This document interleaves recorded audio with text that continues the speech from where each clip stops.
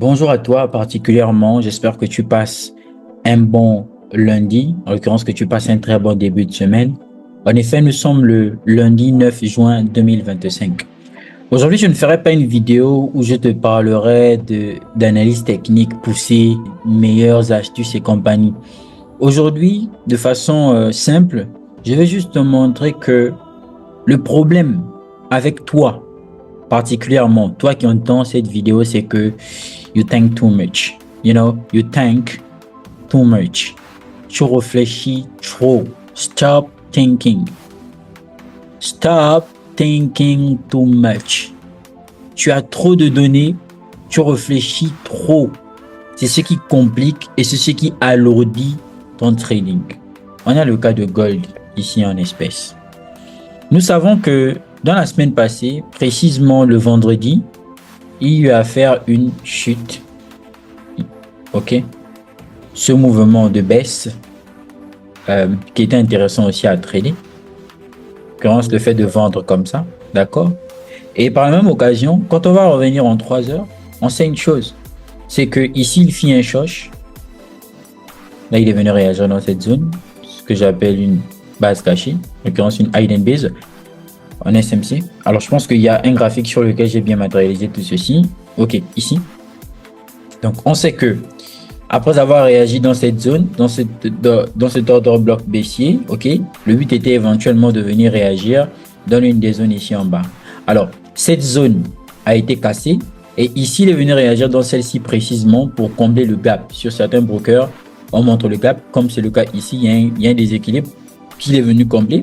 Et sur d'autres brokers, bien évidemment, il n'y a pas ce déséquilibre-là. Ça fait que, en fait, en réalité, en se basant donc sur la structure, on peut voir que ici on a eu un BOS, dans ce sens-là qu'on peut considérer comme majeur. Et à l'intérieur de cette structure, il y a une autre structure mineure, soit le short et le BOS en interne. Donc c'est à partir du BOS en interne, n'est-ce pas, qu'on a pu identifier l'ordre bloc qui est ici. Donc ça ferait du sens que lorsqu'on vient dans cet ordre bloc, on ait éventuellement des possibilités acheteuses pour continuer le mouvement acheteur si éventuellement celui-ci doit se poursuivre. Ça fait que normalement, dans ce sens-là, lorsqu'on arrive dans cette zone, il faut être concentré au maximum.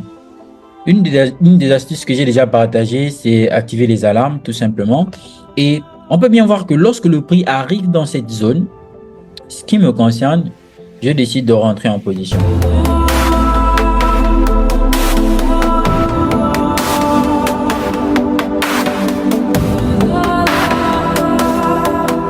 Alors là, j'ai fait une entrée en position directe, dans le sens où, pour moi, c'est la seule zone où il devrait éventuellement réagir. Et on peut bien considérer le fait que après une grosse prise de liquidité généralement sur le gold, on a des réactions impulsives importantes, soit gold ou encore bitcoin. Bref, les actifs à haute volatilité, lorsqu'ils font des grosses prises de liquidité, ils ont tendance à réagir de façon directe.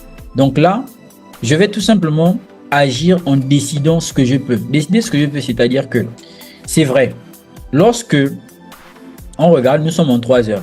C'est-à-dire que normalement, on peut encore attendre des confirmations supplémentaires pour pouvoir, par exemple, intervenir dans cette zone-là. Mais c'est ce que je dis. Le principe, lorsque le prix fait des grosses prises de liquidité comme ça, surtout avec un gros mouvement en correction ou encore en impulsion qui est ici, on a généralement tendance à avoir des réactions immédiates.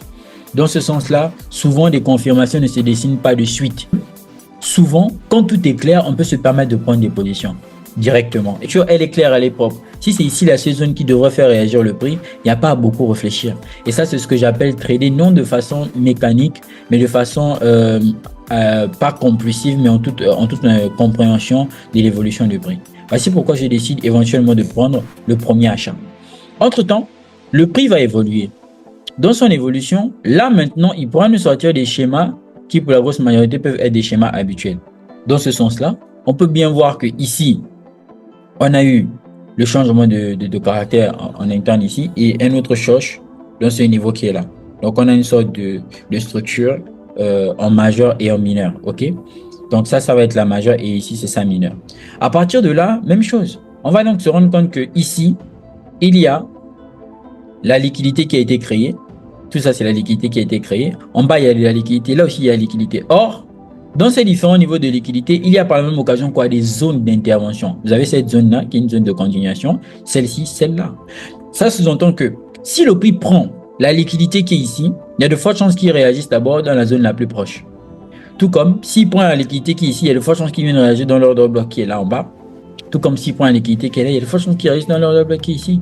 Maintenant, à ce niveau, pourquoi je te dis que tu réfléchis trop? Mais tu sais que déjà les possibilités qui sont là. Tout ce que toi tu peux faire dans ce sens-là, c'est calculer ton risque. Et quand je dis calculer ton risque, ça veut dire quoi? Ça veut dire qu'en fait, en réalité, si tu prends ton outil boîte de gants, de là à ici, ce niveau peut être un niveau acheteur.